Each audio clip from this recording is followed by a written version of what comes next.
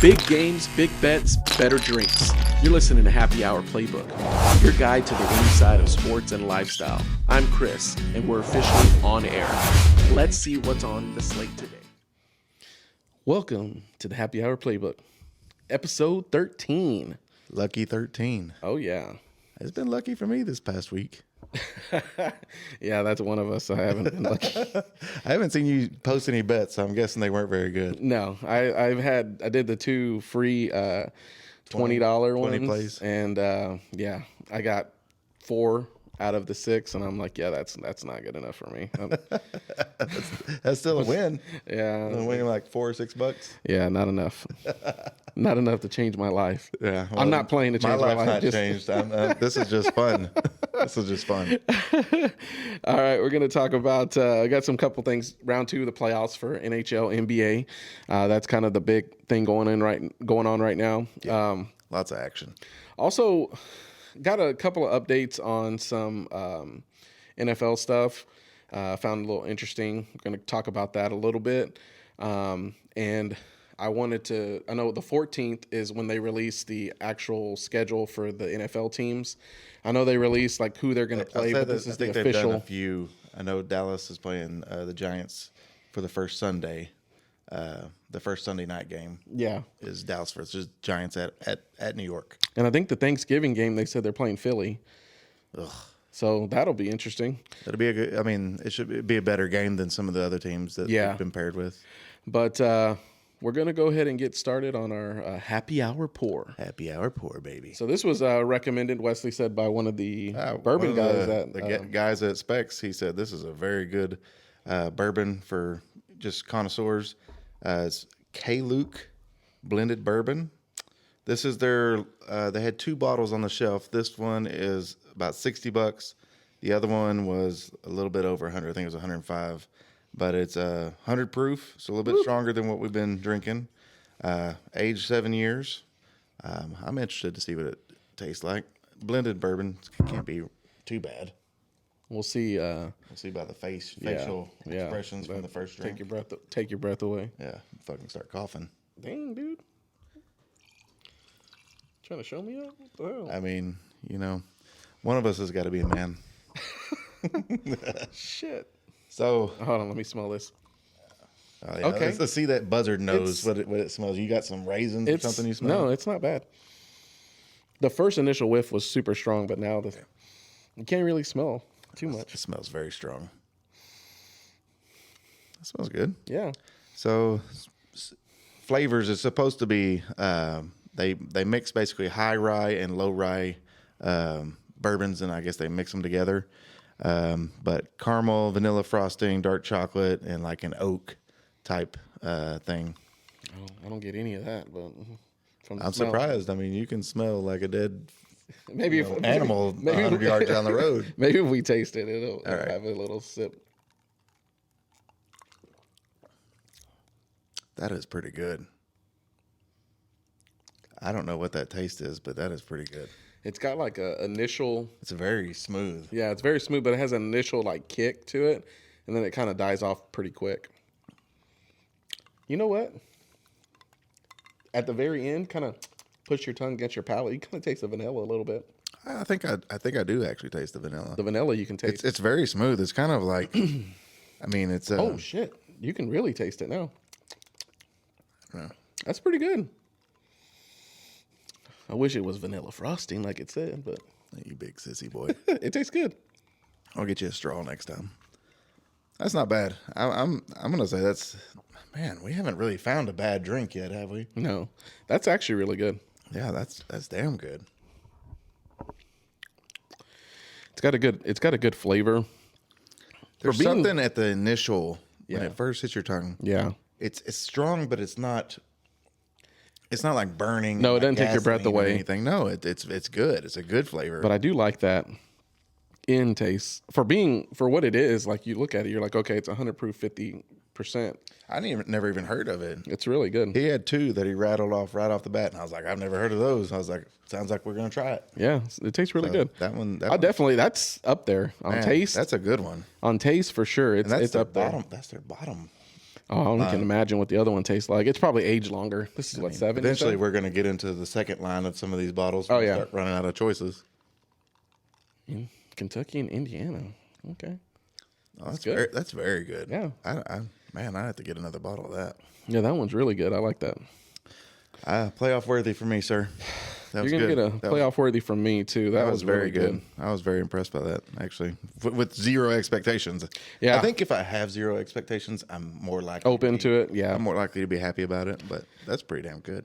All right, we'll get started with our Western Conference playoffs second round. We got tonight actually play is Avalanche Wild.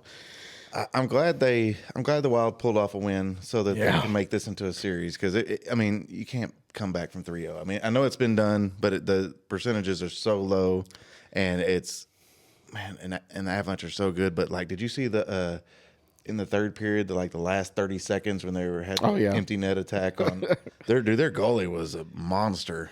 And both teams, I can't pronounce his name. Yeah, but he had like 3 saves in a row, and then he like ricocheted it with his glove. Yeah. And his teammate got it and scored the open net goal. I'm just glad it's not going to be a sweep. Yeah, I mean that's what we all kind of wish for. Yeah. You know, you definitely want a good series. You know, we don't really have a dog in the fight, but you want a good series to happen. You know, we've seen a couple of the series that haven't been that way.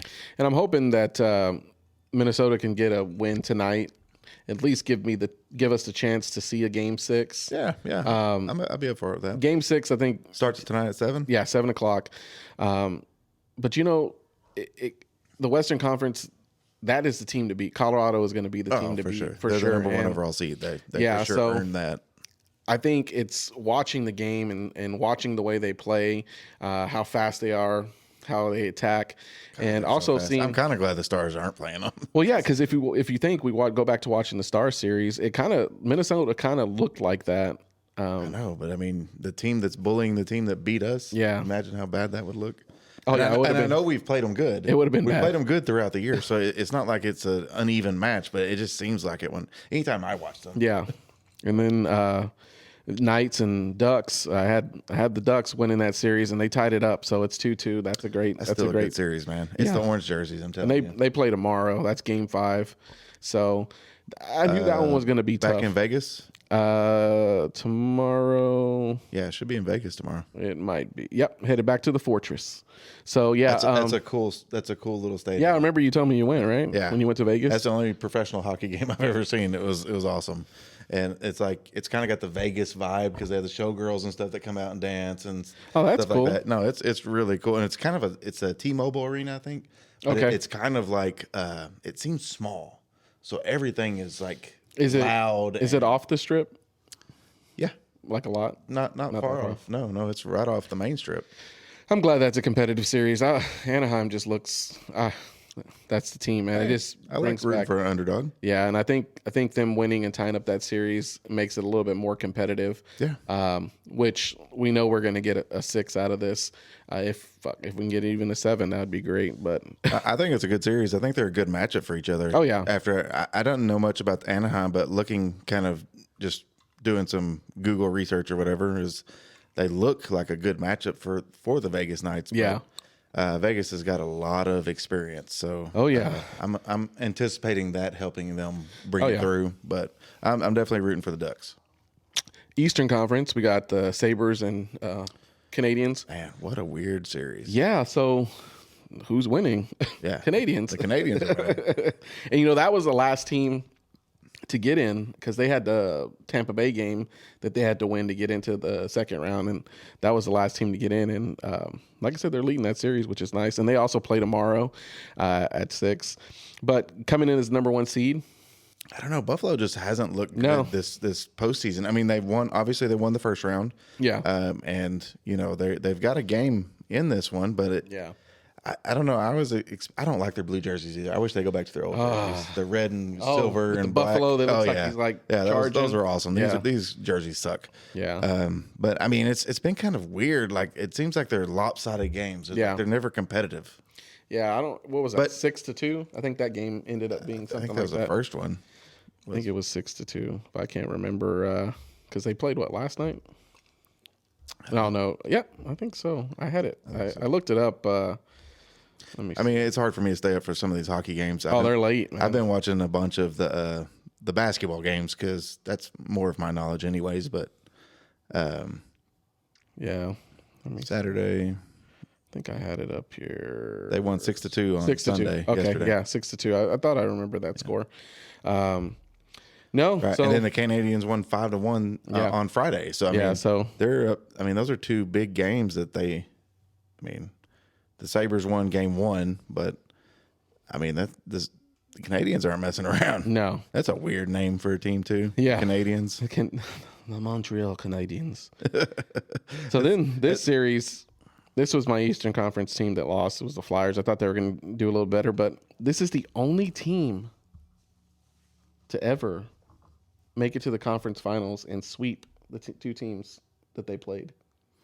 Yeah, I mean, Carolina. well, ultimately they got the worst team in the first round because they were the best, or I think they were the number 2 seeds. Yeah. They got one of the worst teams in the first round, and then Philadelphia obviously overachieved in that first round and beat Pittsburgh. That was their championship game. Right. I mean, sure. that took a lot out of them, and they just. I mean, they were close games. There was a couple games they were ahead, and they just still couldn't keep them out of the net. I mean, it's very hard to like judge them. I think they were just out of juice. Yeah.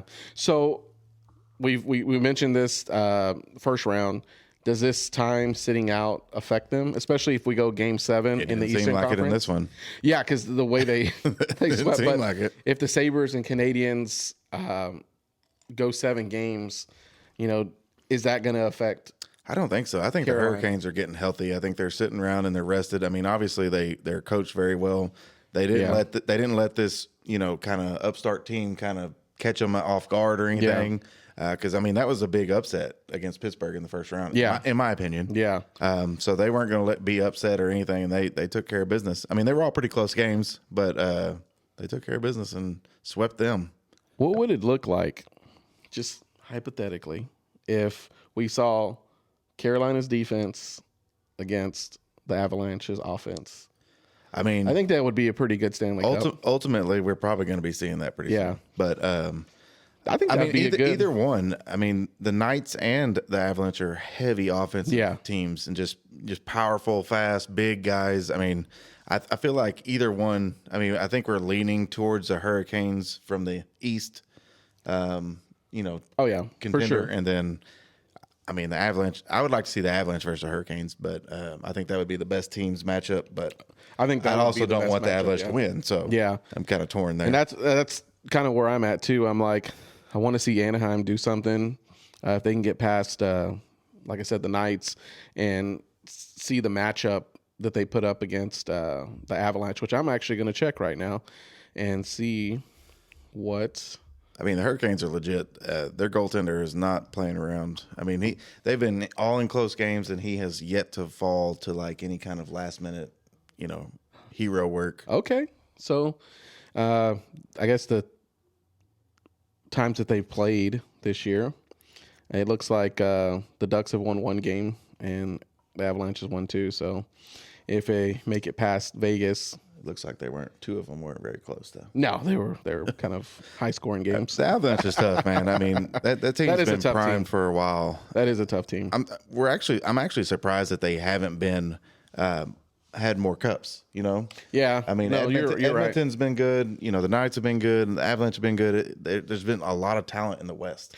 Well, I think too. The past 2 years, Carolina's won, and I think with that, I think we talked about being healthy. It's just the times you're healthy, and I think Carolina showed it this year, not being healthy, not making it to the playoffs versus the other prior 2 years when they were consistent, they were healthy, and they were able to push past and win those games, and then go to and wait pretty much for the Western Conference contender to be able to play in the Stanley Cup, and they ended up winning that. So yeah, I mean, I believe in momentum. Yeah, I mean, but if you are just sweeping everybody, that's awesome momentum, even though you're kind of sitting around waiting. Yeah, but I mean, these guys are experienced. This isn't new to any of these people. So for me to sit here and say, oh, they're not going to do good because they're sitting around is ridiculous. It's kind of it's a ridiculous take. Hard to say that. I mean, I obviously.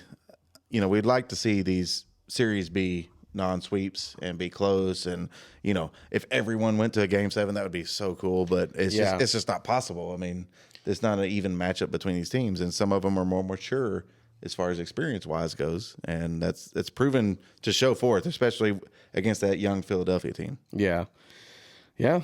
So, like last year, they lost to Florida. Let's see, the year before that, they lost in the second round to New York. Previous year before that, they lost to Florida.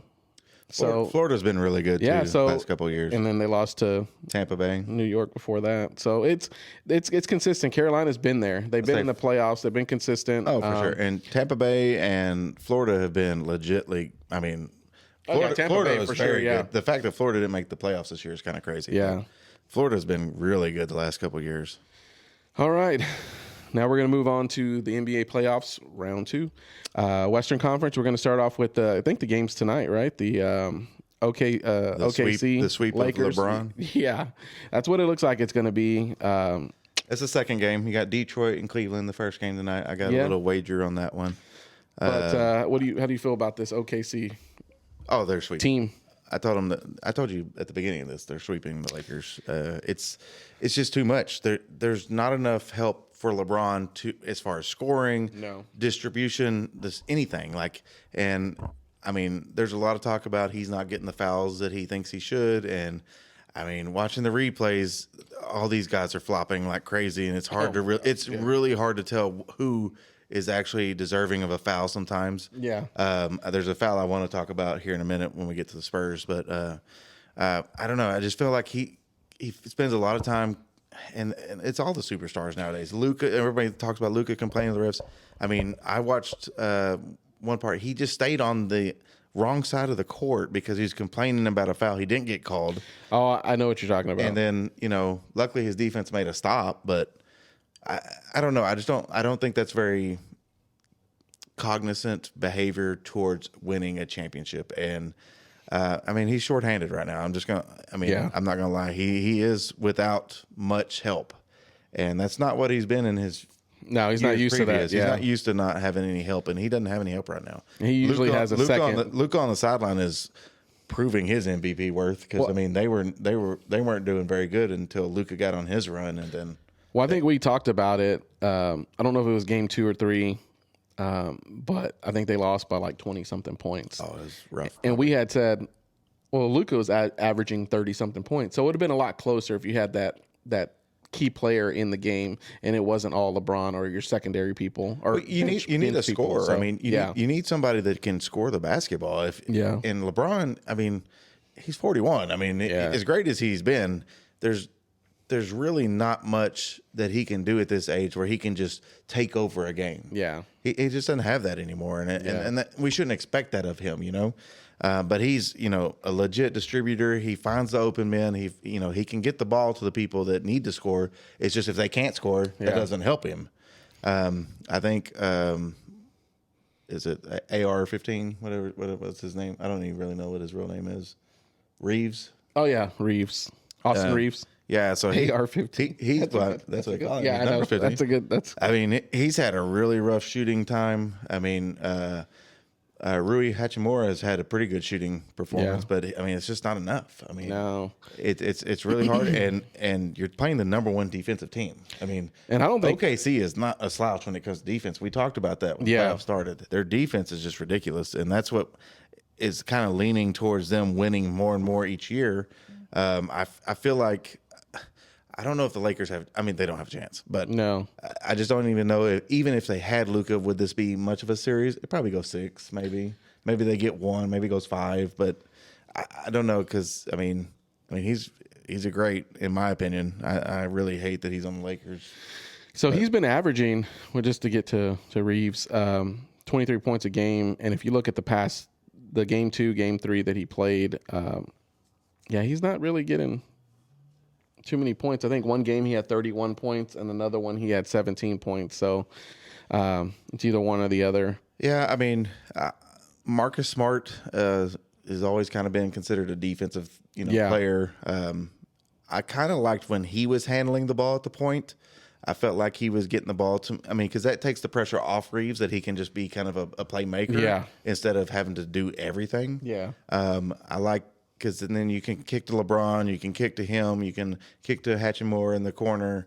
I kind of liked him handling the point guard position, but it seems like as Reeves has gotten more healthy, he's been handling all the point guard duties. Yeah. Which ultimately would be Luka probably if he's in the game. Normally it would have been Luka. And then you have like 3 or 4 people that can shoot, and the pressure is a big deal. I mean, you can say whatever you want to. These guys are feeling pressure, and they're young, and they don't have 21 years of experience like LeBron does. No. And it looks like that's probably going to end up being a sweep. So I don't think OKC has played exceptional basketball either. No. So they've been doing what they've been doing all season. They've just been playing good defense. No, they're a consistent team. I mean, they're consistent. He hasn't. I mean, to be fair, he hasn't been getting the calls that he was getting during the season. I think there was an emphasis on like, hey, let's really be sure that these are foul calls. Well, they're letting them play too. So I think one game. It's always talked about like the playoffs is you're going to get harder fouls and stuff like that. And I think I want to say it was either game. I think it might have been game 2. It was a highlight clip of him, and it was crazy because it was like 2 consecutive plays back to back. He threw his hands up, and he's sitting there looking at the ref like, "Oh, what's going on?" And the ref's like, "We're keep playing. You keep talking. I'm gonna get some more of this." Hey, Luke. But I think it's good. It's going to be a sweep. OKC's kind of showed. I think so. What they are. Well, let's talk about Detroit. My Detroit Pistons. Pistons, man, they're and this. Cleveland Cavaliers. Yeah, Cleveland came back. They got them a game. They got them a game. Game 3. It was close, though. We want them to be. Yeah, you want it to be competitive. Yeah, for sure. We want it to be competitive, and it was a competitive game. And man, it's hard to realize how big Cade Cunningham is. And that's a big dude, massive. Man. Yeah, and they're trying to take him out of the game. Yeah. They're literally pressing him full court press to keep him from getting the ball from the start. I mean, the whole game. Which has made it really hard to bet on him because I don't know how much opportunity he's going to get. They know what he can do. But then he takes over the game, and it's not necessarily been scoring wise. I mean, he scored 27 the other night, but that's a lot. Yeah. But, I mean, it's not that's not how he's commanding the game. He's having 10 assists. Like stuff like that. I still think. I mean, the more they play, and he gets healthy and more in the rhythm, they're still my favorites. No, I think.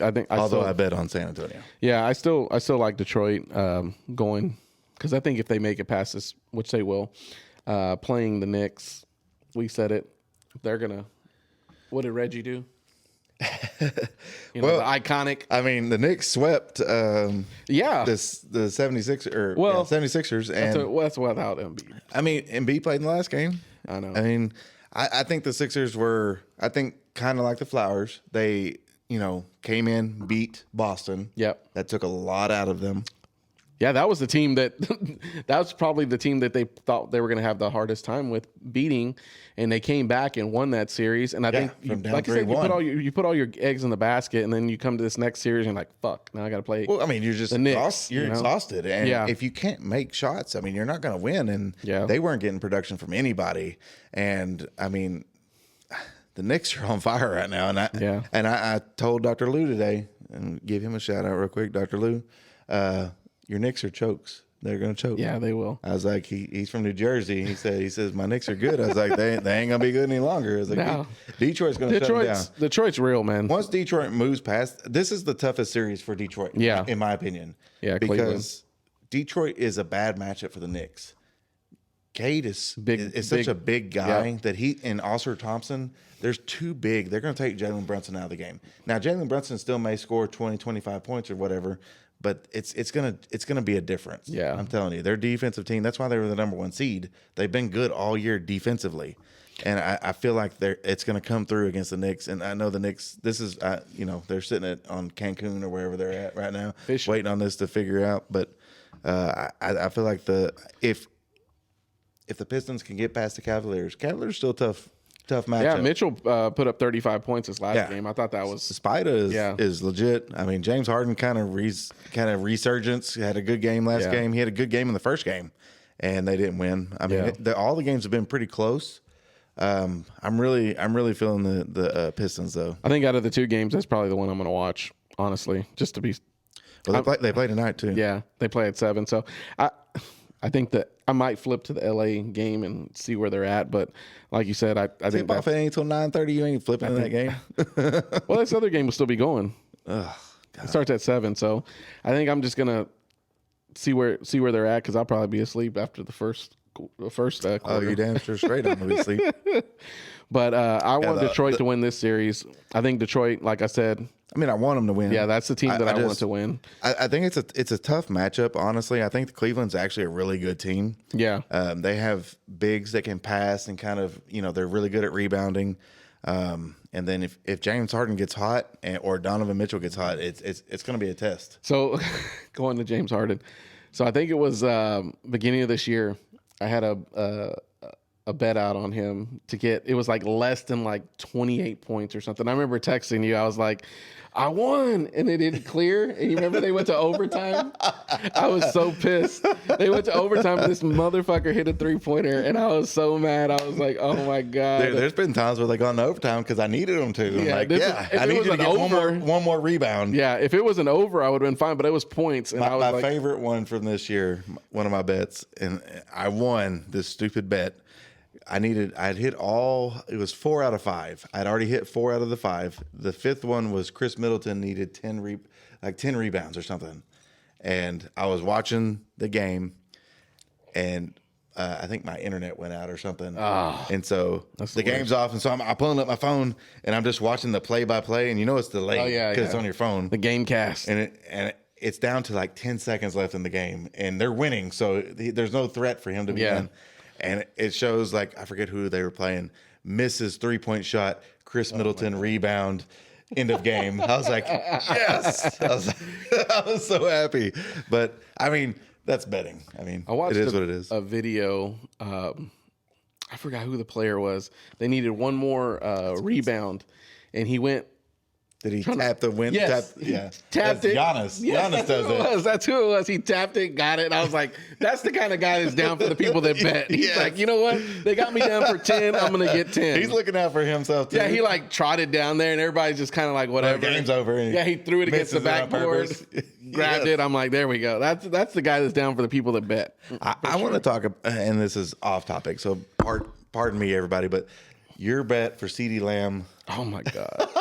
Dude, this provided me so much joy, so much misery, and now it provided me even more joy. I forgot it was a lot of money, and it was Thanksgiving game, I think, I forgot. I don't remember which game it was, but all you needed for him to have was like so many receptions. You'd already hit all your other 5, yes, and this was for like a $1,200 to $1,500 payout.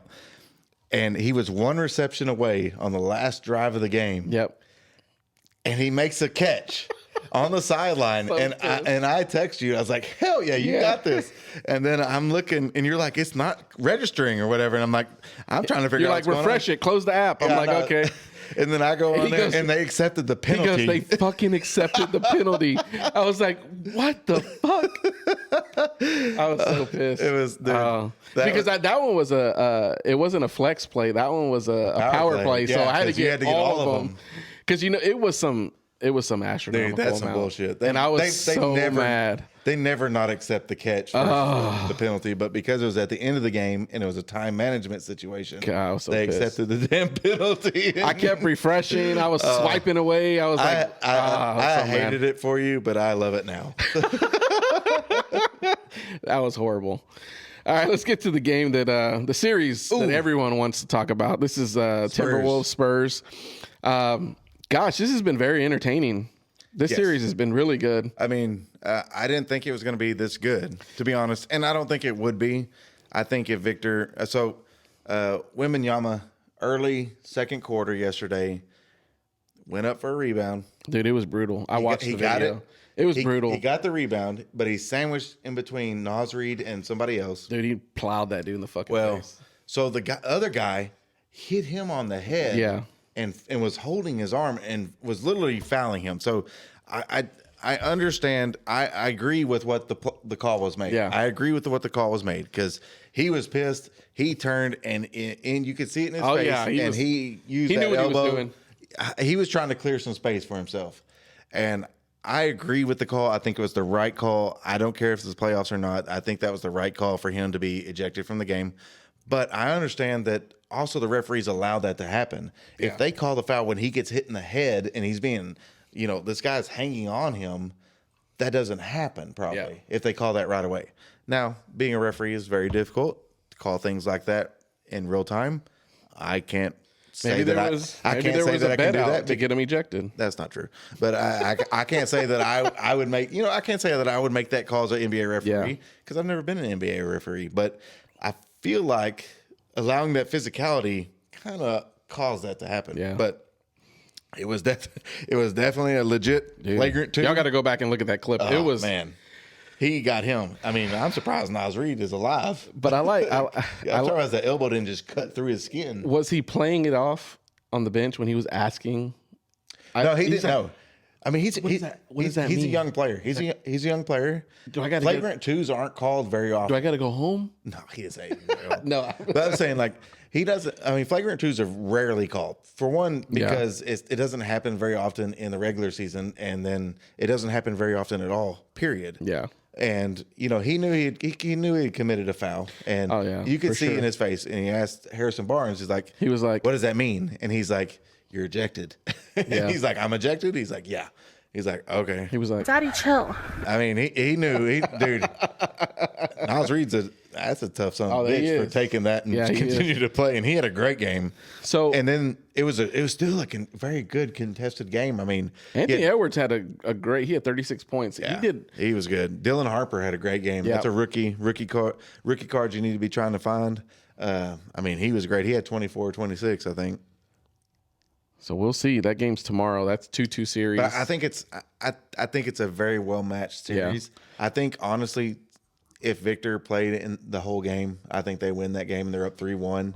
And then I make it. Yeah, it was only a 5-point swing. So I think you're right on that. I mean, they were up big in the third quarter and they gave up the lead. But I mean, you lose a defensive presence that is Wembanyama or his offensive threat. I mean, it makes sense that they lost that game when he's out of it. But I don't know. I think it's going to be a great series. I think this one might go 7. I hope it does. I hope it doesn't. Because I have bets on fucking San Antonio to win the Western Conference and all this stuff, and I need them to keep going. And then the one we talked about, that's Knicks swept that series, so they're just sitting to wait who wins. And I don't know. So this might help them. I don't know who's injured on their team right now, but I think just taking a couple days off to be able to just kind of see what team you're going to play. Didn't play yesterday. I'm not sure why, because I had a bet on him and he didn't play. He's been one of their better producers, kind of, not necessarily. I don't think. What do they call it? Reload or some shit? Yeah, that's exactly what they call it. Reload. But he's one that's been producing pretty well for them. So I mean, obviously they didn't need him when they were up 40 points yesterday. But what do you think about these odds today? So I don't like the Cavaliers odds. Some betting odds. I need to take that actually before this game starts. But Cavs minus 3.5. No, thank you. Give me the Pistons plus 3.5. Yeah, we'll see. I think that was probably just because of the last game, but I'm hoping. Well, I mean, the last game was still pretty close. Yeah. I mean, I think the Pistons are the better team. Now, for sure. For the Thunder, yes, minus 12 is probably right. They're probably going to win by more because what's going to happen is if they get ahead, the Lakers are going to quit. Oh yeah, for sure. I mean, for sure. LeBron will quit. He'll be done, and then it'll be, I don't know.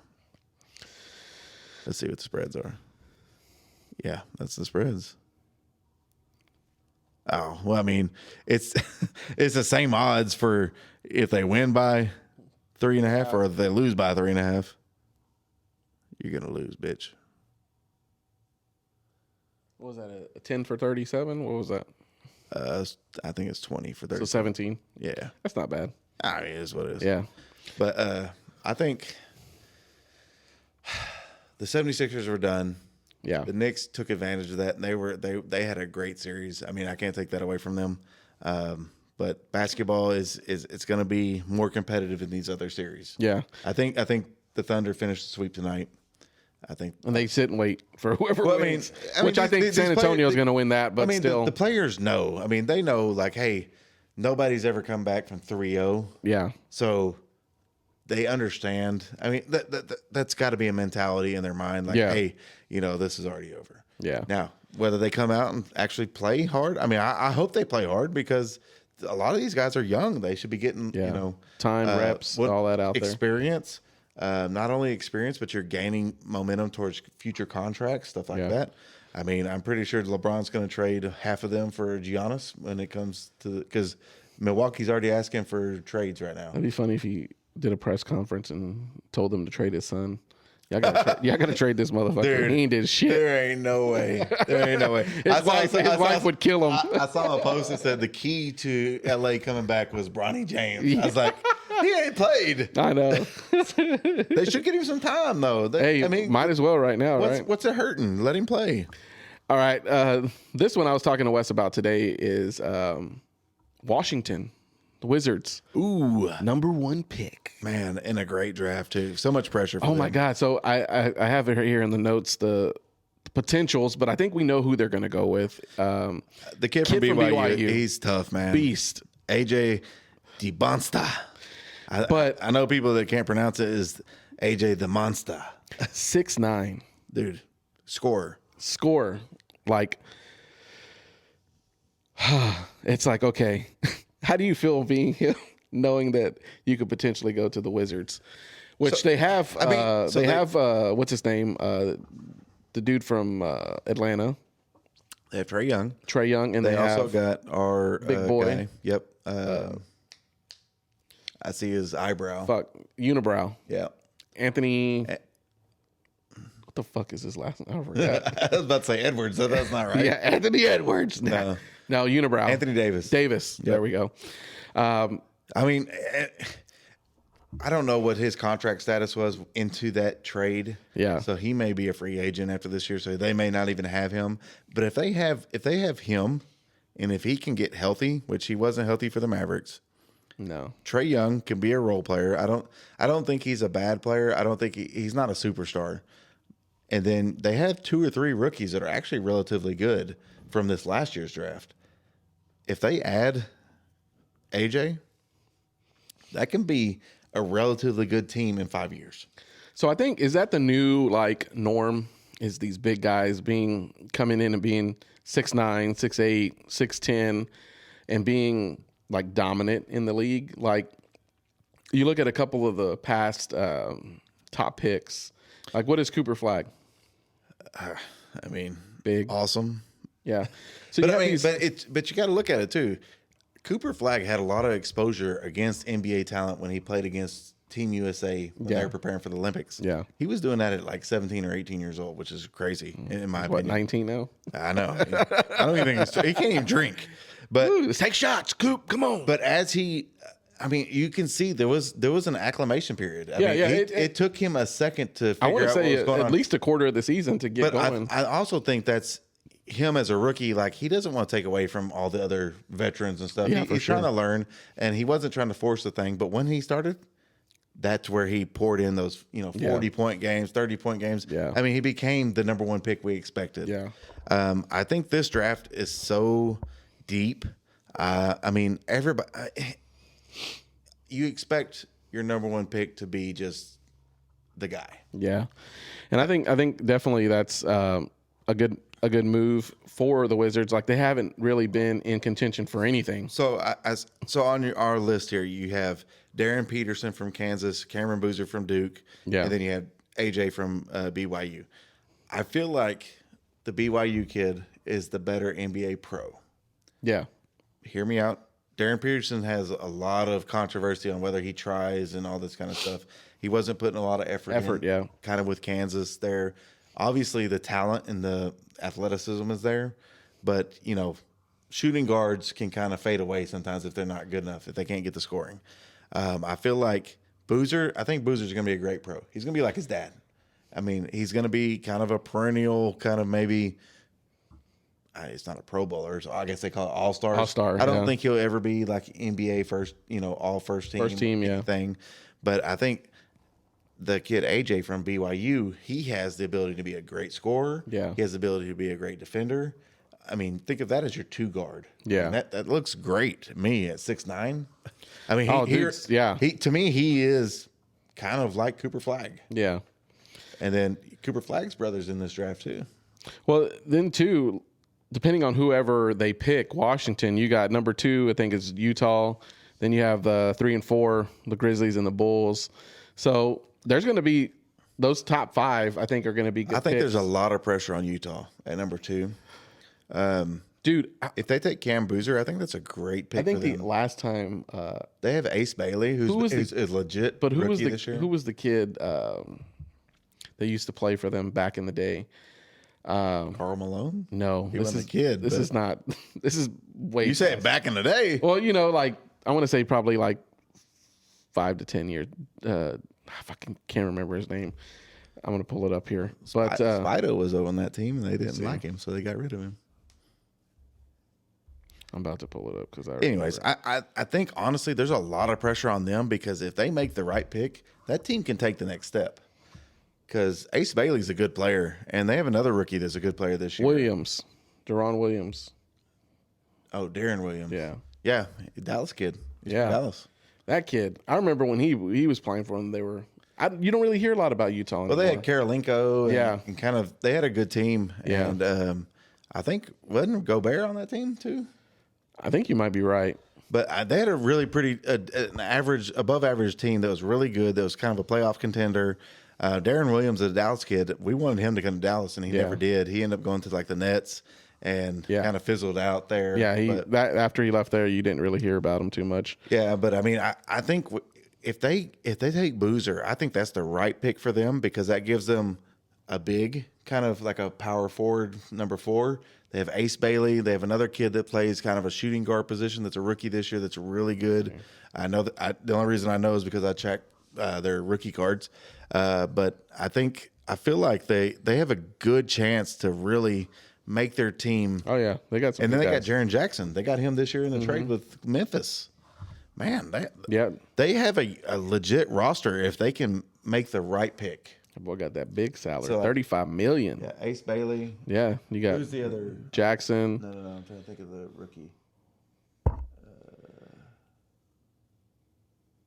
Lauri Markkanen's a good player. Bringing that veteran Kevin Love. The love. He ain't even playing no more. I'm not seeing the other guy, but they have another player that's pretty good. But the draft in the NBA is so much more important than any other league, other than people taking quarterbacks in the NFL. Because there's only 5 players on the floor at one time. Yeah, and one player makes such a difference. And if you get a monster, then it changes things. Like Dallas. Dallas got Cooper Flagg. Obviously, we're still rebuilding. Mm-hmm. I mean, he needs help around him. He needs other things. I mean, you can't do it alone anymore. This isn't the Dirk era. No. I feel like that's a 7-footer shooting threes. That's all they do nowadays. But I feel like a one player draft can make a huge difference in a team. Oh yeah, like you said, there's 5 on the court, so one player does make a big difference. And so I wouldn't be surprised if Washington has a legit kind of above average team next year. Yeah. I'm not going to say title contender, but above average team. Look at Cade Cunningham. He went to the worst team in the league, and it's taken him a couple years. But now they were the best team in the league. And it's a proven draft strategy to kind of surround your superstar players with good people. So let's talk about their prior number 1 history. Ooh. Let's go to the one that was way in back. The early 2001. This was their first pick, wasn't it? When they had Michael helping them pick. Well, this was their first pick. This is the first time they had a team. So this is when they put the team together. Kwame Brown. Straight out of high school. They're pick. like, let's get this guy straight out of high school. A weird pick. Let's bust. Hold on. Bust. Give me what you think about Kwame Brown. Bust. Honestly, only 2 teams I remember he played for is them and the Lakers, right? Yeah. And then he was gone. Gone like the wind. So this dude, 6.6 points per game. That was his average. Okay. It's horrible. Let's look at the other people that were chosen in this draft. Okay, who's number 2 pick? Tyson Chandler. Hey, national NBA champion. Oh, Hall of Famer.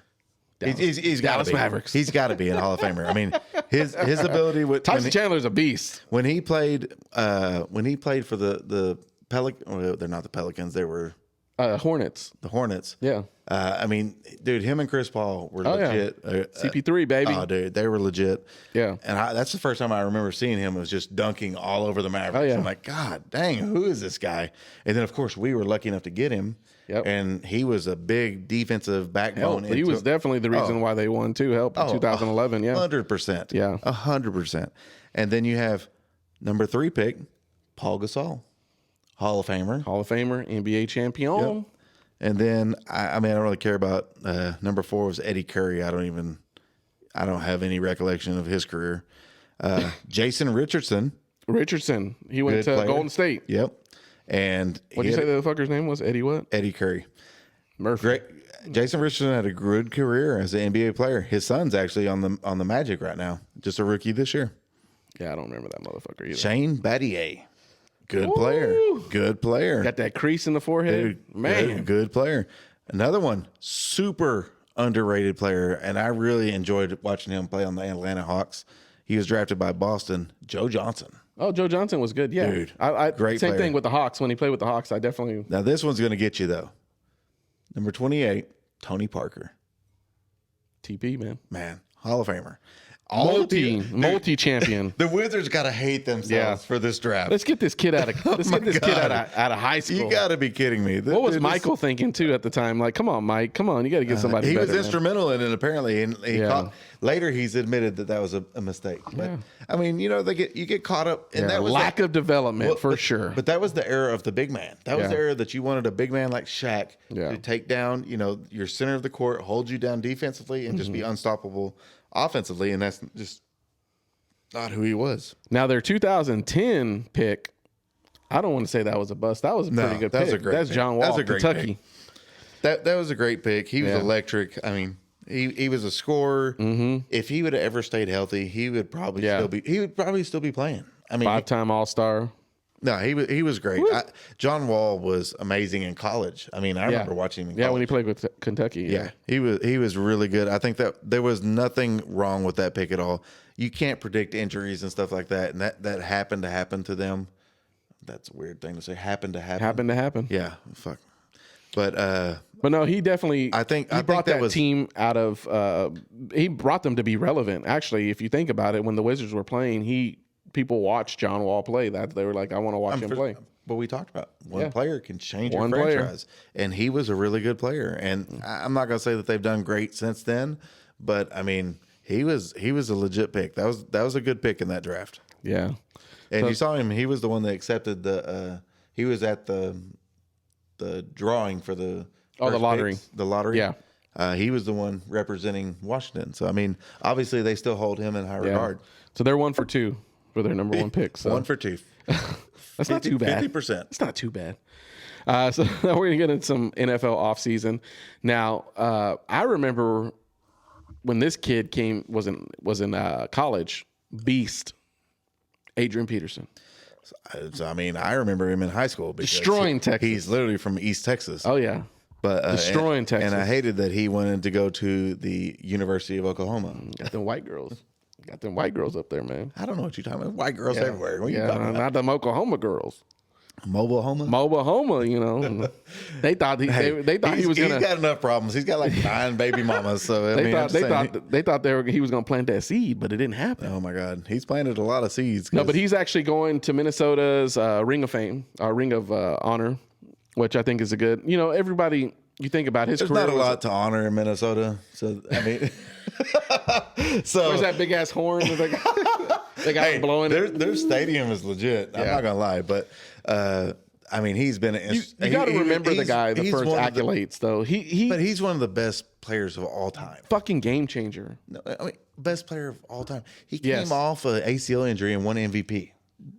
Yes, I know. In like less than 9 months. The dude, I don't know if that's steroids or what was they called, the deer bone or whatever they were using. fucking I don't chewing on know. deer bones out on the back. Dude, I don't know. But this guy is ranked number 5 all time for rushing yards. But he ran reckless. Oh, hard. Oh, reckless. Well, they said it was reckless. he didn't injured, care. He didn't care about his body. He No. wanted to score every Yep. play.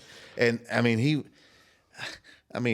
LaDainian Tomlinson is probably one of my favorite running backs of all LT, time. yeah. But LaDainian was more speed and finesse. Yeah. Adrian Peterson was power. Yeah. This is what this is what I would think of as like your Bo Jacksons or your Jim Browns. Like, I feel like Walter Payton and like LT are more kind of that finesse speed. Oh, for sure. This guy was unbelievable power, speed, combination. I mean, just if you look up his highlight reel, it's just. We'll just go off ridiculous. of some of the things he accomplished. So he's number 5 all time for rushing. That's 14,918 yards, 120 ranked 5 rushing touchdowns, averaged 4.6 yards per carry. That's including his last shitty years. All-purpose yards 17,392. That's a lot of damn yards. Yeah, I mean. And like you said, he got 2012 MVP. When you look at the careers of running backs, for these guys to be able to survive this long, I should have pulled up his fucking college record. He did okay in college. I mean, he was the guy. I remember watching his first run against Texas in the Red River rivalry. Went for like 65 yards. Yeah, I was like, God dang, why is this guy on the other team? One of 8 players to rush for over 2,000 yards in a single season. Yeah, those are in 16 game seasons too. That's not in the new 17 games. As a rookie, 2007, most rushing yards in a single game, 296. I remember watching that game. That's a lot of yards. It was awesome. He was good, man. I loved watching him play. AP was good. Oh, 100%, because you knew every play was a chance. Yeah. And I mean, he always a chance to win. His talent level was unheard of. I mean, if he didn't have any injuries ever, I mean, who knows? 7-time Pro Bowler. He won 3 rushing titles: 2008, 2012, and 2015. Crazy. 2015. That's 8 years after he was drafted. Yeah. You don't see running backs last more than 4 or 5 years, and he won a rushing title 8 years. How many times did this motherfucker tear his ACL? He had. Oh, I don't know. I know of the one time. No, he put in 41, dude. He's 41 years old. He's older than us. Only 41. That's young. Not in football. Not in football, but not in football. In the real world, baby, it's young. Dude, hey, he's broke too. He is broke. He's broke. He's got like 9 baby mamas, and he can't afford to feed or pay any of them. That's why he took that fight and got knocked the fuck out. In that, I don't know, who did he fight? Le'Veon Bell? I think he fought Le'Veon Bell, and he got knocked the hell out. He should have just stayed with Minnesota. He didn't have any production after that. But I mean, jumping around, what did he play for the Raiders? Oh, dude, he fucking played for everybody. Look at this shit. This motherfucker, New Orleans, Arizona, Washington, Detroit, Tennessee, Seahawks. He jumped around it's everywhere. tough. I mean, it's one of those things where you can kind of, you see the end of the career. It's like the Joe Montana years in the Chiefs. You know, I mean, for sure. He was still good, but he wasn't Joe Montana. No. It's like, I mean, Tom Brady going to Tampa Bay was great, and he was getting broken down there at the end. Peyton Manning at Denver obviously had that huge season, and then the next season it didn't look like they could throw the ball at all. I mean, it's hard to see them break down like that. And I mean, same thing with like Jerry Rice. I mean, he went to the Raiders. He played for the Seahawks. Yeah, I mean, didn't he play for the fucking Ravens at one point too? Maybe. I mean, I'm just saying, it's hard to watch them kind of go through their careers, but I understand. I mean, it's a paycheck. I mean, you get a contract, you go play. And I understand the team's not paying them. Like, I mean, I know this is one of your greats. Yeah. And you got to let them go. I mean, it's like Emmitt Smith playing for the Cardinals. Oh, my God. How hard is that to watch? Yeah. That's super hard I remember to watch. that game. I remember watching the game when he came back. And got the rushing. Oh, yeah. I was like. I mean, it's hard to watch. Give me that one-day contract. It's hard to.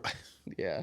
I need a 1 day contract, but it's hard to watch your favorite heroes play for a different team And the Cowboys it definitely goes down. Your I want to say that too. Appreciation and everything goes down. At one point, I was a Cowboys fan. In the 90s, early 90s, watching Emmett. Bandwagon. No. So you have Emmett. You had Troy. Troy, I think, I just love listening to that motherfucker talk. Hey, he's a great sportscaster. Love watching him talk Monday Night Football. He's just great, man. But let's talk about the most important people on the team. Linemen. No, the kickers. You're so full of shit. The linemen are the most important. The kicker ain't making shit if the linemen don't block. But didn't you have Boswell this year? I had him a little bit, yes. Fantasy. So let's talk about my favorite kicker, Aubrey. He was my kicker. Which Sixth pick, baby. Sixth pick. Sixth round. But I think this motherfucker had Boswell. I did too.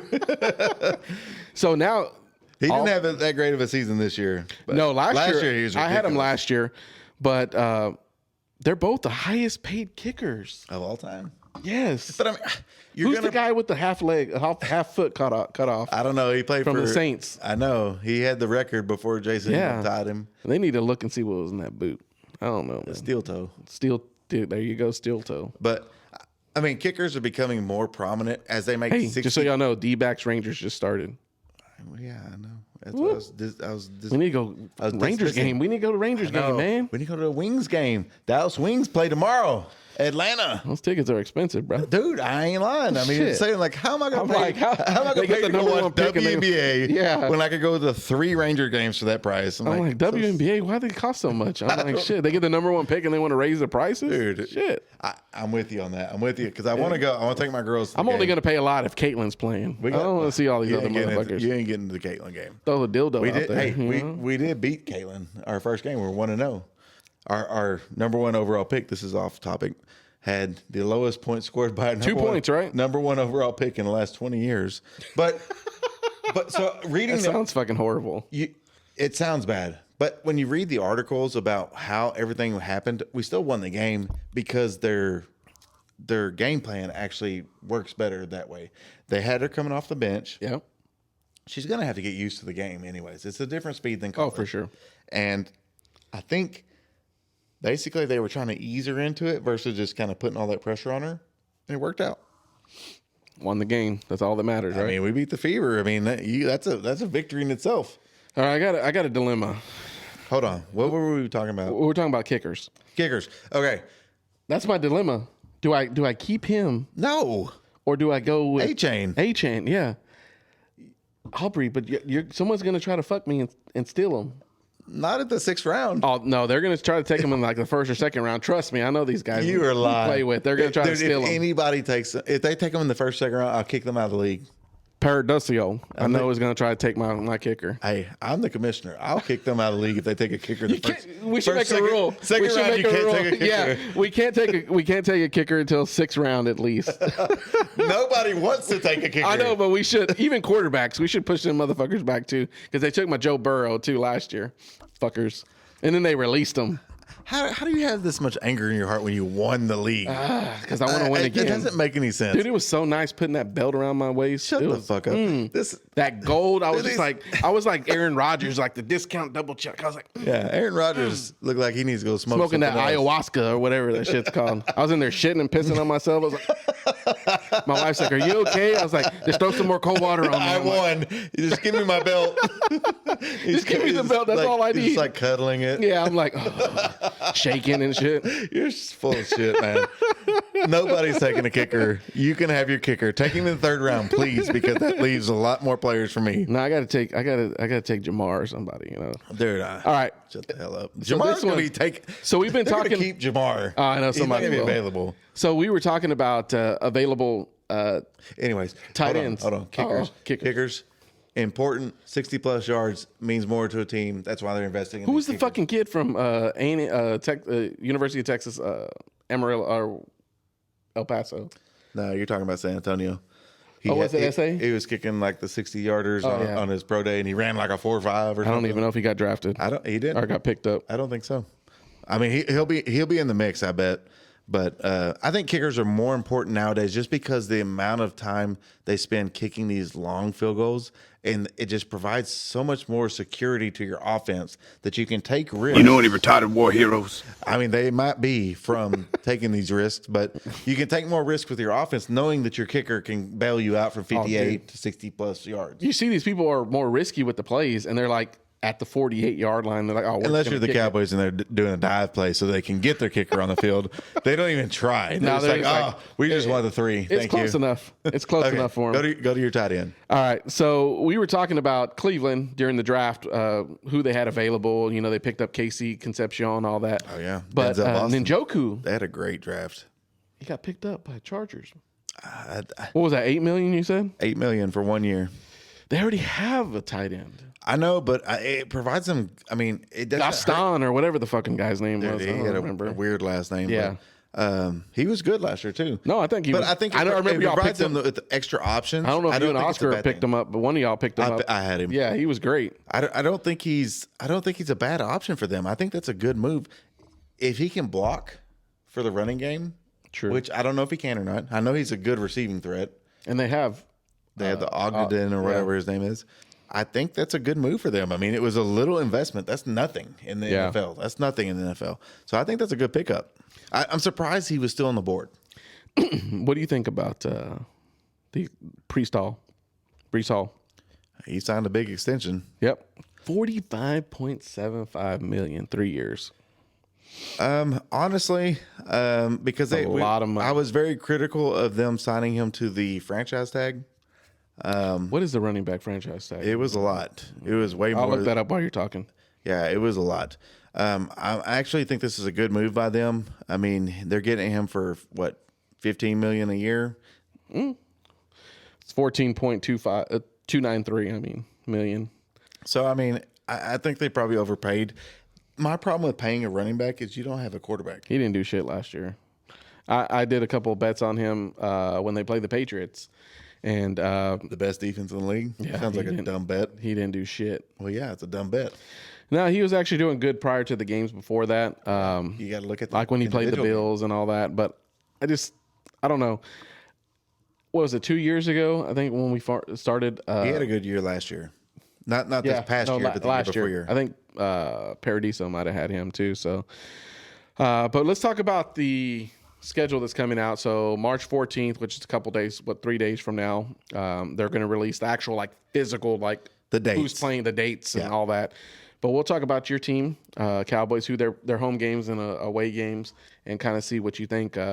Predictions. I mean, obviously we're going to have, Washington, New York, Philadelphia. And to play San Francisco at home, that's going to be a good one.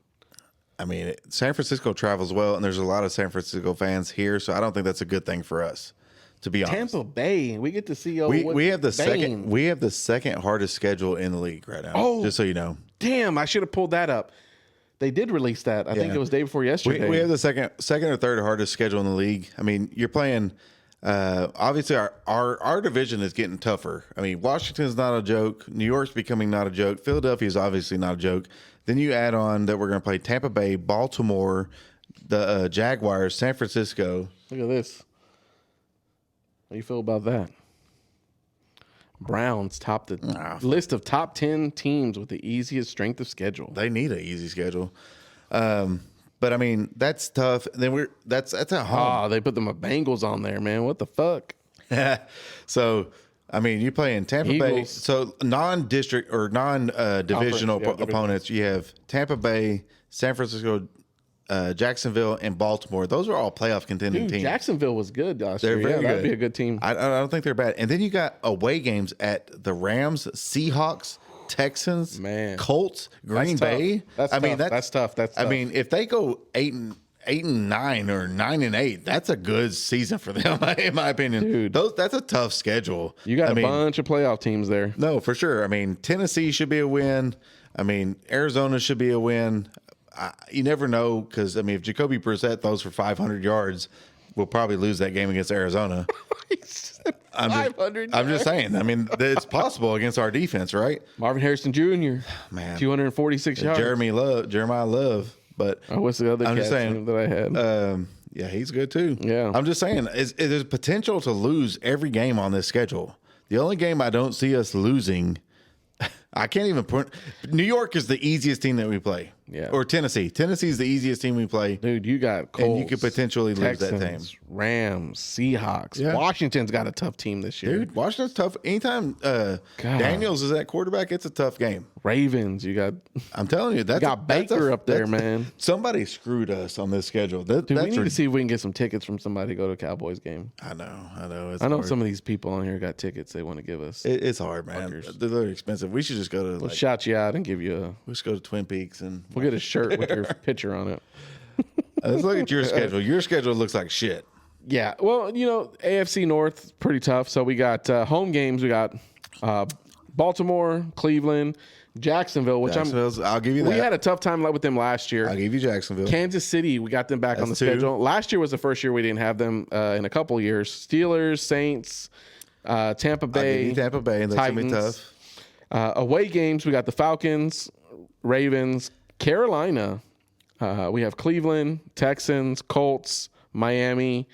We have Pittsburgh again and Washington. So Miami is shit. They have no quarterback, really. They have Malik Willis coming in. I mean, you don't know what we have there. Panthers and Falcons, to me, are about the same. They're teams that can beat you. They may not necessarily. They're 500 teams, I think. They may not be necessarily better than you, but they can beat you. The Texans are difficult team. Texans got a great The defense. Colts, if Danny Dimes is healthy, that's a tough team. Dolphins should be a win. I mean, y'all are going to lose to these other teams, but in our conference, your conference is tough. You have a tough. Let's see our conference and y'all's conference is very, tough. very similar. Yeah. I mean, it's a tough conference. Heavy defensive conference. Yeah. But supposedly Thursday it's supposed to come out with the schedule at 7:30. So we'll see. I want to see the official lineup. I want to see the day's time because that does matter. I think early games versus late games does play into the scenario a little bit. Cowboys usually get the primetime stuff though. I mean, we haven't lately, but I mean, they deserve it because we are the most expensive franchise in the world. But that's a tough schedule. I mean, our games deserve primetime just based on the matchups. I mean, those are tough matchups. You got some big games. San Francisco's a big game. You got Eagles a big game. If they do that one on Thanksgiving, that's a huge game. My dad's an Eagles fan. Jaguars, like you said, playoff contender. You got Bain showing up for Tampa Bay. That's a big rookie coming out with a big name. The Ravens coming out. LA, that's I said, the NFC only guaranteed win on our schedule is Tennessee. That's the only guarantee. You're 100% correct. And Dallas will fuck that up. They will. I don't know. Carolina Cardinals might be. The Cardinals is not a guarantee. I'm telling you, anytime that a team can figure out how to pass the ball, and Jacoby Brissett, we saw last year, he'll throw it 50 times a game. Yeah. And if that's how they want to play, they can beat us. I don't know. I don't know how that's not ranked the number one toughest schedule, but it's very tough. What is the toughest schedule? Shit. I don't know. That's pretty NFL. damn tough. Let me see if I can pull that up. NFL toughest schedule 2026. Did you see that thing I sent you? The kid from the Brewers? No, I didn't. Mizorowski. That's a fucking tough ass. Dude, he threw there. 10 pitches in the first inning against the Yankees. That's a fucking tough ass last name. Nothing under 102 miles an hour. Oh, I did see that. Yes, ridiculous. I did see that. My dad just texted me. I was like, "That's old news," but that was. I don't want to be mean to the old man. Let's see. Strength of schedule. Come on, give me a good team. What numbers we got here, guys? Cleveland. Rams, hardest schedule. Rams, Cowboys, number 2. I told you they were number 2. Number 2, Panthers, Dolphins, and Cardinals. That sucks for the Rams. Their division's so tough. Oh, dude, they got Seattle. Well, I mean, they're coming. They were Super Bowl contenders. Oh yeah, and for sure. They still are. I mean, there's nothing that they've done with their team to make them not. So I mean, they're still Super Bowl contenders. And then we got the 5 easiest: Lions, Saints. We're gonna skip over the third one: Browns and Jets. It doesn't matter. The Bengals. It doesn't matter. Let's see what the expectations. Hey, Joe Burrow's a bet right now. beast. Let's make a bet right now. What do you want to do? Who has the better season, the Cowboys or the Bengals? All right, let's go back. Hold on. No. Let me see what games we're gonna beat. No research. No, let me see what games we're gonna beat. No research. 1, 2. You count those as losses? No, these are wins, baby. 1, 2, 3, 4. You're full of shit. 5, 6, 7, 9. Wow. I think we're gonna win at least 10 games. 10 games? I think we got 10, baby. 10 games. 10. Over under at 10? I think I got 10 games in me. I'm going to go under. Under 10 games. For $100 for you. It's official. $100. What are you going to do for the Cowboys? You better accept my money too. Well, what are you going to do for the Cowboys? Last time I tried to give him $100, he's like, it's fake. I'm like, what are you going to do for the Cowboys? We definitely under 10 wins. I think I'll do 8-8. You can't do 8-8. There's fucking 17 games. Well, we'll do 8-9. I kind of like that number. 8-9. We can't bet if we agree. Okay, we got the one bet, so Yeah. it's on record. So when I come to collect, Wow. the Grim Reaper. Wow. It's on fucking record. So we got that. All right, let's go to happy hour locks. Let's just see what we got going on. Wesley's got some bets in right now. My app is fucking wanting to update. So I do. I have right now. So I went heavy on the Pistons. Pistons are playing right now, baby. Yep, they're losing 13-5. Oh, that's not good. I mean, it's good in the grand scheme of things for a 7-game series. So I feel like specifically for Cleveland, Donovan Mitchell, 2-point baskets. He's a big force going to the hoop. If he can just make those 2-point attempts, that makes his scoring so much better. I have, as far as rebounds go, Tobias Harris has been a force on the rebounds. I have Evan Mobley, who's been a good passing center over the last couple of weeks. I have him to get more than 2.5 assists. Oh, yeah. He's been averaging. He's already at 1 right now. Yeah, he's been averaging more than 4, so you're good on that. Well, it ain't over yet. He's got 1. I know. You said more than 2. He'd probably sit the rest of the game if I had to guess. All right, let's sit him out. He's tired. He's hitting the oxygen on the side, guys. I definitely think, like, for the Spurs, anything Dylan Harper, I'm kind of for. Harper? He's off the bench as a rookie. Okay. I feel like he does very good moving the ball, but he also scores the ball well. I think he had 24 or 26 points in the last game, the loss. Okay. Obviously, that's enhanced because Wembanyama's not in there. But, man, he just looks good when he goes to the hoop. Yesterday he was going to the hoop very aggressively, and he was converting. It wasn't necessarily just, I'm going to get fouled or whatever. He was converting those layups and stuff. Oh, that was a big game for him. 32 points. He's been averaging a lot less than that, so he's averaging 23 over the series. So I didn't realize he had 32. Dang. Yeah. I mean, I think he's really good when it comes to scoring. It's 24. I mean, the PRA was 32. I'm sorry. Okay, sorry. 24, yeah. He had 24 points. So, I mean, he's good at moving the ball around. They have a lot of – San Antonio's got a lot of players on their team. Castle. Castle had a great game, too, even though they lost. I feel like the big guy, Cornette, had a good game playing defensively. I mean, he was kind of at wit's end when he was playing against Gobert in the paint. But, I mean, defensively, he played pretty good game. They were winning going into the fourth quarter. So, I think that's – I mean, they have a chance to be a really good team. I don't have really any baseball bets because baseball's in full swing, baby. Well, I mean, it's been kind of falling on my back shoulder because I've been trying to watch these playoff games. I have been betting on the WNBA. I hit a parlay on. I think I did one too. I think I hit one yesterday. Actually, I'll pull this one up. Yeah, I hit one yesterday. I went with the only one I missed was Flau'jae Johnson. Didn't make more than one. I needed her to make 2 3-pointers, and she didn't. But I hit the rest, and I was aggressive with the unders. I was aggressive with the unders. That's what I should have did on these two fuckers. And it seems like what I hit. Yeah, I had. I think this was on Saturday. I had Gabby Williams getting more than 12 points. She got 7. Had this other chick getting from Seattle getting 13.5. She got 6. This Burton chick I had her getting 14.5. She's the only one that I hit. Yeah, 16. I think it's going to be hard early on in this Because there was nothing on it. Like there's all these teams have new players too. Yeah. I mean, there's been a lot of like, I know if you've watched any of the news, they release some players lately that they just drafted last year. Yeah, I did see that. Yeah. I mean, I think there's a lot of movement with the players. I think that's going to be tough when it comes to predicting outcomes. Yeah, for sure. I've enjoyed betting on them. I'm kind of, I hate to say it, I'm energized by watching, WNBA. Well, I mean, it's my girls that play basketball. I have girls, so I mean, yeah. My middle girl, she's a beast at basketball, and so I'm kind of trying to get her kind of interested. And yeah, she is a beast. And what'd she get on that last game? She didn't get much on the last game. We got routed by a football team, but she's legitimately good. She's got potential to be really good at basketball if she wants to keep with it. But Daddy, chill.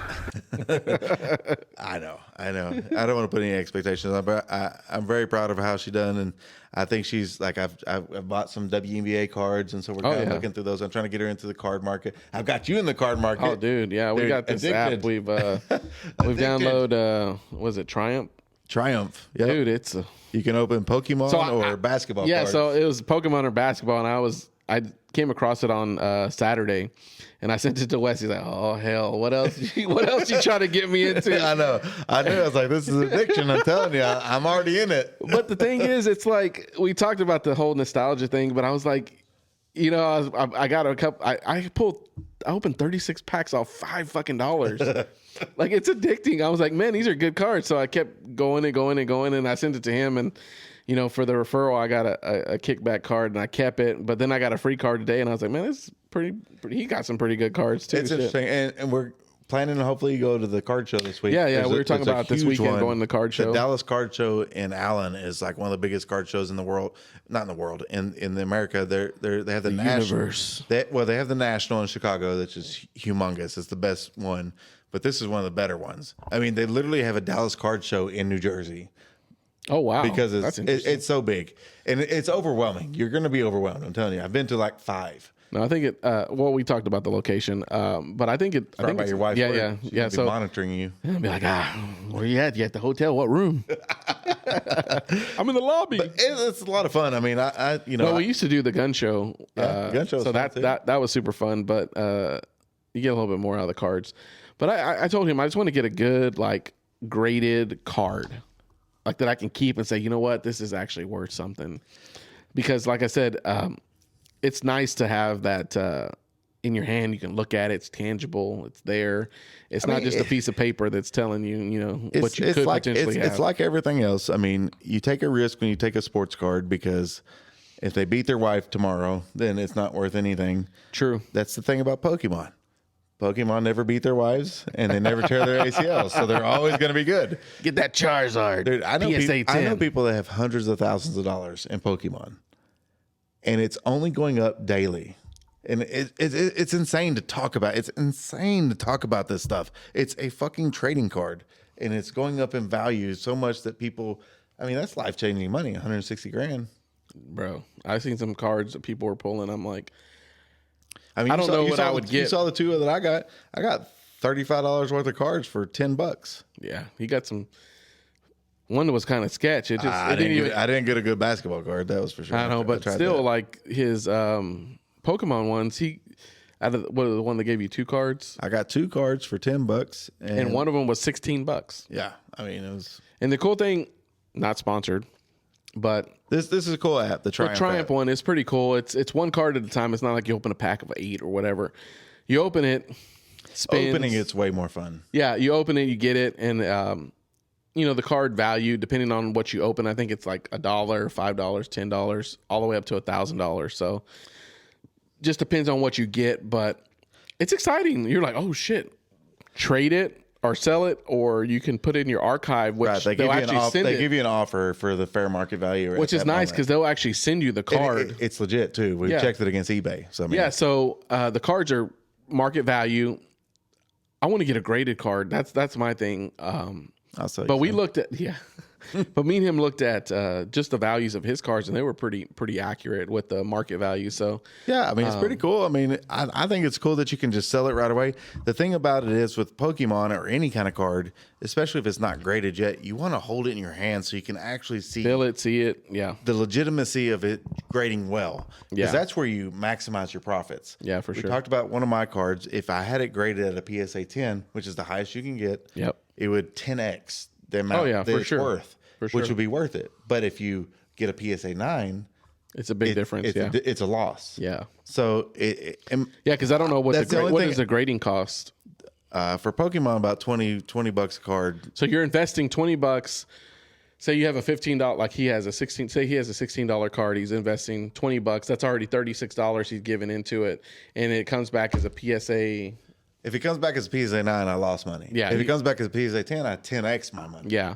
So I mean, it really matters how well it is, but to look at it on the digital form, you can't tell what defects that it might Yeah, have. it doesn't. Versus if I rip it open, I'm like, oh, And it's okay, funny this looks great. because we were looking at it earlier today, and then I got a free one, and it's like I forgot how much it was worth, but it's like $5 or $6. And I looked at versus eBay, it's about the same thing, but you like try to zoom in and look at the photo, and it's like not perfect. It's digital. It's digital. It's not perfect. It's hard. It's hard not having it in your hand to be able to look at. Now, do I want to pay them to send it to me, or do I want to sell it? You know, that's where the thing comes That's into the dilemma, play. and that's where I'm at on mine. I've got 2 holding right now because I'm like, well, let's see what happens. Yeah.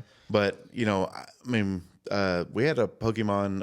It was a card show in Forney at the OC a couple that's a weeks nice ago, place, too. and I took my daughter to it because they're into Pokemon. They have a good time. I bought her a Pikachu card that was a PSA 9 grade. I think I paid like $30 for it, $40 for it, and I mean it's worth 40, Is that 50 the bucks. Series 1? No. Okay. No. It was a recent release, but she liked it, and so I'm trying to get her interested in it, and so that was.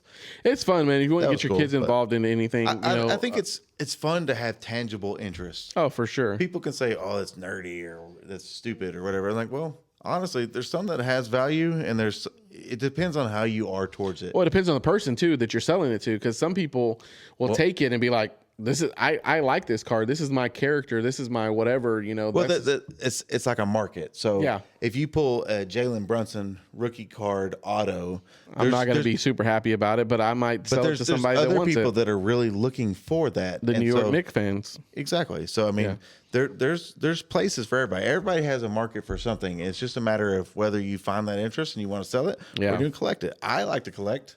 I have a pretty big collection, and I just kind of hold on to things. I mean, I'm probably going to be over the next few days. I'm going to be pricing some things out. So when we go to the card show, I can sell stuff if I feel I need to.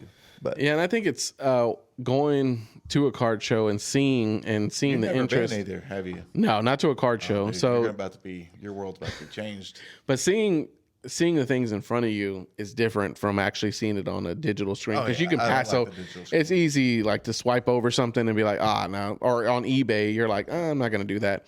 But you see it in front of you. Like I do collectible like toys, and I have a bunch in storage, and I go to Dallas Vintage Toys, and I'll look at these toys that are graded. They're graded toys, and I'm like, man, that's so like I said, it comes back to your childhood. The nostalgia. This nostalgia comes back. You're like, man, they have this Jurassic Park like set from 1993 that's graded, and you're like, man, I want to buy that. But you look at the price tag, it's like $2,500, and you're like, man, I know when this came out, it was like $40. Yeah, I know. It's hard. And it's like, but you see Star Wars, you see Marvel, like we're into Marvel. It's like Pokemon. I bought a ETB, which is an Elite Trainer box of a new release 2 weeks ago. Mm-hmm. I paid $50 for it. It's worth $100 now.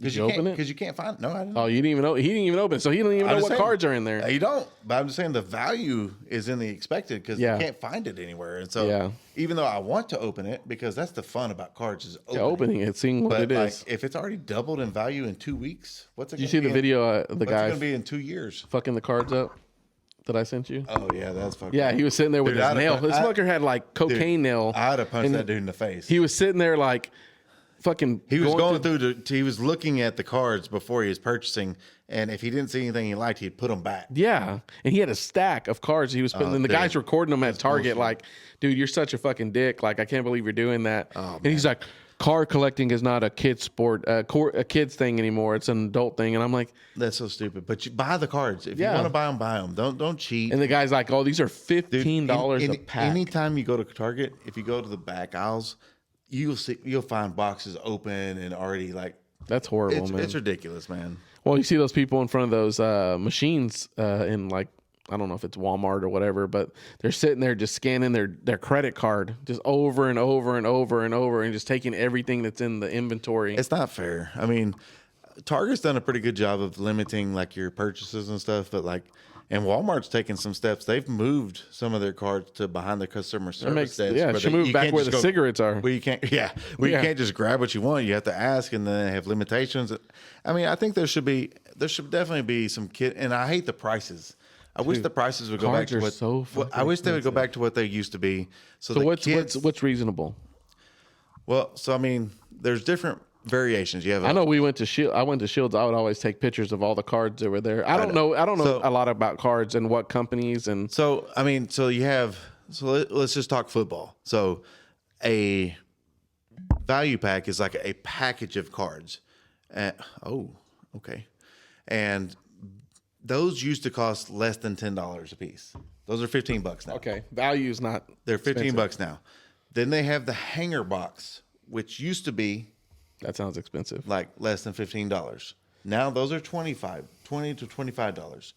Almost double. Then you have the blaster box, which used to be $20. Now they're $30. And then you have the megas. And then you have the megas, and those used to be like $30. Now they're $50. God, that went up a lot. Yeah, and I mean they've and I hate how they've trimmed what you can get out of each box, because like. So what are you expected to get? At least one good card out of a box, or no? Well, nothing? So you haven't expected it. So they'll say like you can have 3 laser prisms out of this box. So I know the prisms because I've seen those cards. But then you can say, well, you won't get any autographs.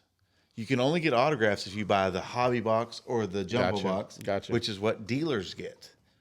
Or that doesn't sound fair. No, I mean, and that's what I hate. It's like the percentage chance of you getting like that one grail card, like a one-of-one card, is very rare in any retail. So I got a question. So if I'm going to this card show, am I buying these under the going price, or am I buying at what they're valued at? So it's negotiable. It's negotiable. So I want to make some money on something. So if I find a card that's worth $500. Most likely, if you're selling to a vendor, you're not making money. Okay, so they're going to want it for the cheapest price. They're going to want it for 80 to 90% of the comps. Yeah. So a comp is what the actual price is selling to the public. And see, if I can make $100 on it, I'll be fine with that. But I mean, it depends on what the comp is. So yeah, if your card is worth $300, you might be able to sell it for $250. Because what they're looking at is what they can get for it when they move it later. Because they're trying to move it fast. I mean, the better deals happen when you have multiple cards involved and you're getting something in return. Not necessarily cash, but like maybe another card. That makes sense. Yeah, because the value can be kind of. I got this digital card. It can be worth $5. It can be. I'll send it to you in 2 to 3 weeks. I hope you bring that with you, because I want to video that. They're gonna be like, somebody get this guy out of here. They're like, digital card. What the fuck? I mean, it's like one of the things. This is hopes and dreams, I have baby. like a lot of vintage cards. Yeah, like Mickey Mantles and stuff like that. And so like those are worth like a couple $100.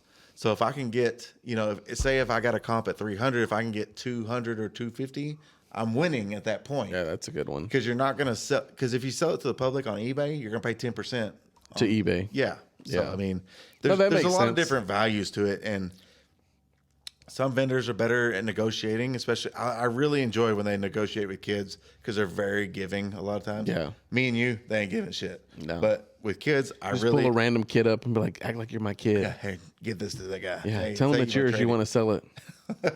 But I mean, this is my dad. He said he wants to. He pushed me over here to sell this. All right. I mean, I've taken my kids a couple times. I mean, it's literally a overwhelming experience because there's so much going on. Well, I'm excited. I think it'll be a lot of fun. I enjoy it because I like looking at the stuff that they had to Should sell. we record it? We probably Maybe. we probably should take a camera with us. I think we should. I'll take my.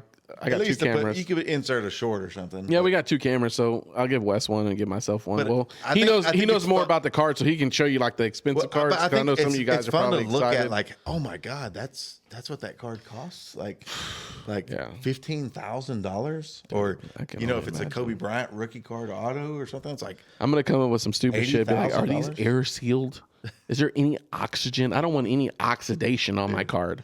Hey, They're like, sir, it's really pretty cool. And we just honestly, pressed they this. a lot of times they'll have like memorabilia sales and stuff too, which is cool to look at. yeah. And they have lots of people giving autographs. So I know there's like 5 Texas Longhorns that's going to be at the one this weekend. Okay. That are signing autographs for everybody. Not that they mean anything; they're just college athletes. But hey, gas prices are high. Wes, come pick me up. shit, nah, you're gonna pick me up in that tank.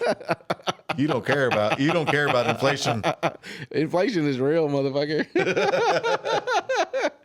No, but it's good, man. It's good to get back to the It's fun. to the roots of It's things. a lot of fun. I enjoy it for the fun, not necessarily. I don't trying to enjoy get it when rich. when I watch this video, this cat doing this, it really pissed me off.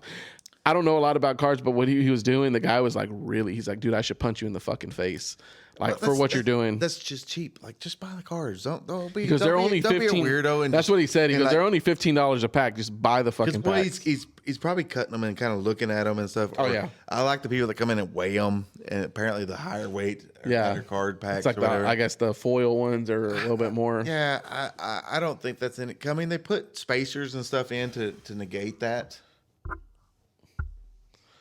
But I mean, it's That's kind of shady too. It's a spacers. It's a tough world. It's a tough world to shop cards. I mean, retail is super expensive and very little payback. What you win in is Does Shields have good cards? Shields? Yeah. I don't know what they have. I've gone there and I've seen a bunch of cards. Topps Chrome, Okay. anything. Topps Chrome basketball, Topps Chrome football. They just got the new license because Panini lost their license. Okay. And so So is that not a thing anymore? well, no, so they're the legit cards. Panini will still put out cards, but the Topps versions are legit cards. Okay. So like that's why they're going so heavy right now. Like we talked about the one that I saw pulled the Topps. It was a Topps Chrome Sapphire, Papadasha. That just sounds fucking fancy, dude. Sapphire, It looks fucking unpenetrable. Those cards are fucking beautiful. Yeah. But the Papadasha, the Concanapple that was pulled, it was one of one. Fuck that guy. I mean, Canuple, fuck me. you can get mad at whatever. If you pull this card, you'd be happy as shit. But If I did pull a card from him, I think he almost got these rookie of the these year. are higher inflated because it's the first year of these cards being legit. Yeah. Like we had Topps Chrome like the last couple years, but they're not legit because they're not the certified version or whatever. Because Panini had the rights to the NFL and NBA.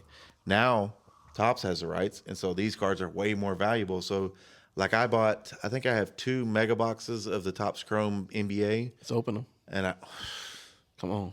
dude, Come on, Wes. I think I bought them for $90 a piece. Oh, never mind. They're worth like $200 a piece now. Yeah, just sell it.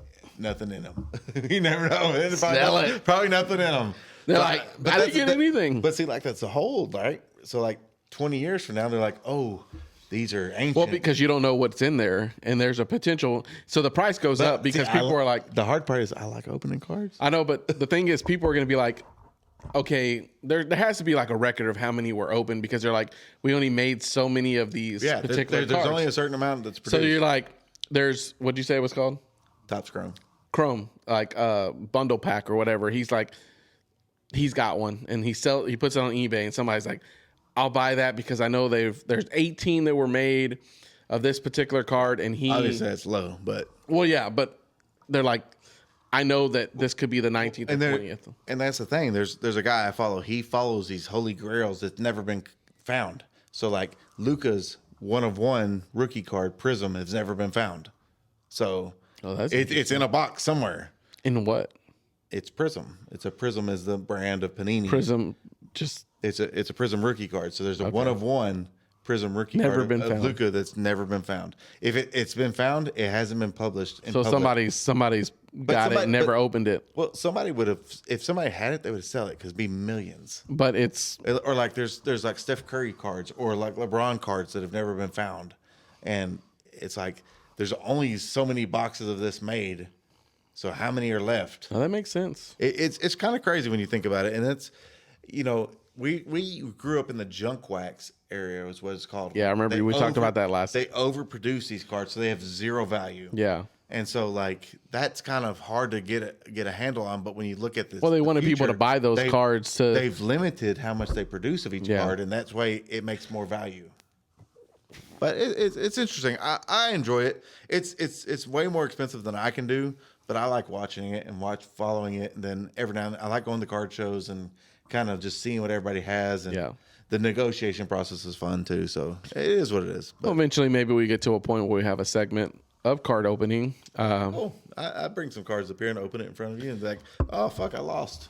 No, I mean, like if people were interested in it, we can do that. I think it's pretty interesting. I think that's kind of the hot thing that's going on right now. That I know he watches it, and it comes up on my feed all the time on Facebook and Instagram. People opening cards. So one of celebrities buying cards. I'll just say one of our good friends, his wife is a financial person. I don't know. She's a wealth manager.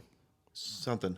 Her boss buys cards. Yeah. Because they have value, and he's trying to ostracize, or not to ostracize, but he's trying to establish this value in his company. And I mean, it's just an extra set of values that he has other than stocks and stuff. Because like you're gonna have, especially with wealth management, you're gonna have people ask you like, "Hey, I want to buy these Pokemon cards, or these baseball cards, these football cards, or whatever," and you have to be able to establish a value to be like, "Okay, I'm gonna let you release that $20,000 so you can buy these cards because these cards could potentially be $50,000." Right. But this is the guy that's running the company. Financial people. So he knows something. There's something going on there for sure. I mean, I definitely think there's never going to be kind of like, I mean, you can see in cars they kind of follow the stock market a little bit. Yeah. If the stock market crashed, they're going to crash a little bit, but they hold a little bit more value than that does because it's a tangible item. Yeah, you can Stock take it, market touch is it, not breathe tangible. Non-tangible. Just same with the crypto, same thing. So it's interesting. I like it a lot. I think it's fun to watch. I think it's fun to do with your kids.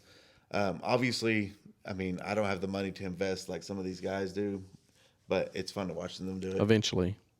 I mean, we'll be there. We'll be opening. Thanks to you guys. We'll be subscribers. We'll be opening bundle packs, prisms, fucking Tops, Chromes. Yeah, we'll bring them in. If we'll take you guys to the card show. We'll let you guys pick which cards you want us to buy. 3,500, 5,000. Joe Burrow rookie card. Joe Burrow rookie card. What the fucking? No, I want the LSU fucking national championship. You don't want that. You want the Bengals. The college cards on is I want the all white. No. All white Bengals. Yeah, all white, baby. Hey, that Jamar Chase I don't even want to know, man. Dude. It's going to make me sick. So Mosaic is one of my favorite cards. But Mosaic, I've heard you talk about. Yeah, it's one of my favorite cards. It's not the most valuable, but man, when you get a white or a black shimmer, it's ridiculous. Gotta love it, baby. Looks so pretty. But anyways, that's enough of me talking. I extended this program longer than we will include some footage from the card show. We're going to both take cameras. We're going to do some B-roll, just some cards that we've seen that I don't know a lot about cards, but Wes is going to tell me kind of what we need to look for ahead of time. So we have something to show you guys. From what I know. Well, yeah, for us to show you guys, and I'm going to ask. I'm a question asker, so I'm going to ask some of these guys and just see what's popular, what's expensive per se, and we're also going to see what's expensive. But we're also going to do an episode. We're going to come to a day where we can meet together and do ponchos. Ooh! So we're going to raise the flag because that's. Gosh, that's just the memories. We need to do it, and then we need to do our hospital visit afterwards. Dude, yeah, I know the shits. No, but I've actually had a couple people send us messages on Facebook about the memories of ponchos. So I know there's only one locally close to us. So we're gonna do it. We're gonna do it. Walking in, we're gonna show us the line. We're gonna eat.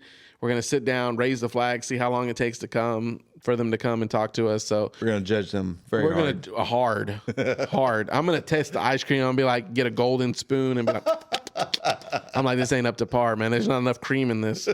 But you would want more cream, that's for sure. That's for sure. Not surprised by that comment. There's not enough whip in it. I need more whip. No, but this is the end of episode 13. Yeah, glizzy. I need a glizzy. Let's get Brian on here. Give me some glizzies. So, what do you open your throat when you get it? How do you do it? You just chew to pretend. He's just like, I just swallow it whole.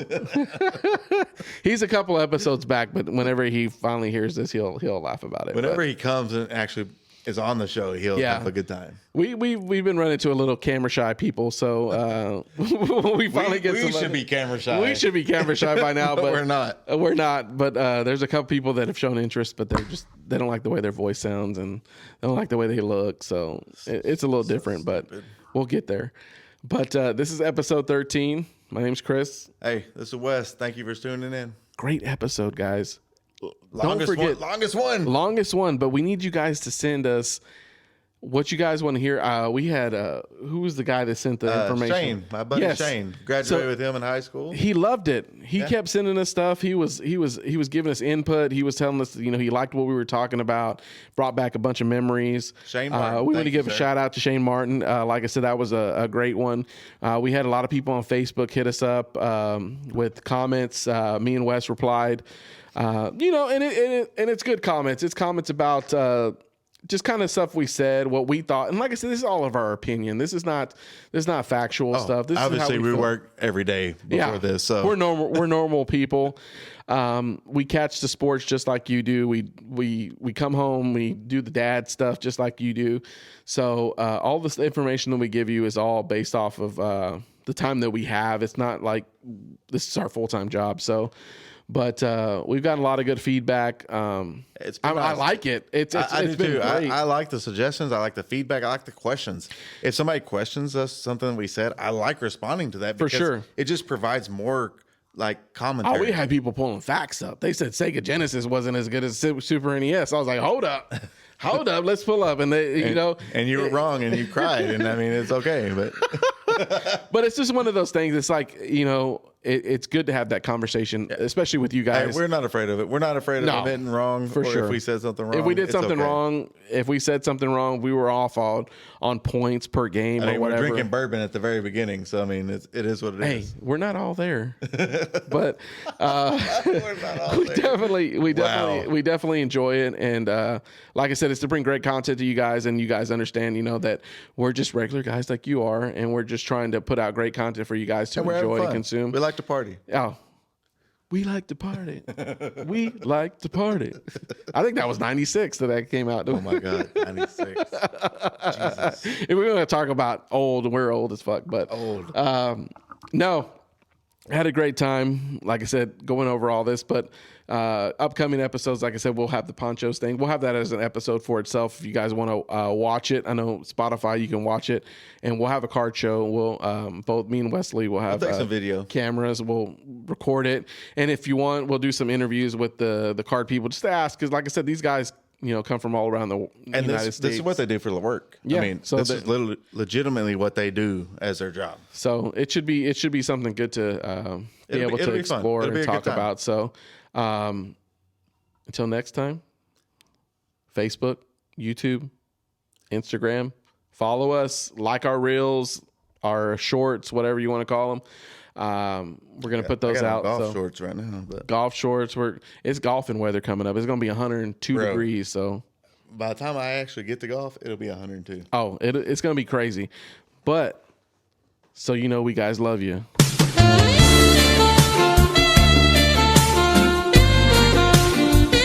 And that's the final whistle for today's Happy Hour Playbook. I'm Chris, and we're officially off the clock.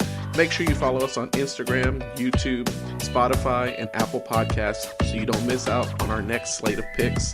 Stay sharp, stay hydrated, and we'll see you at the next kickoff.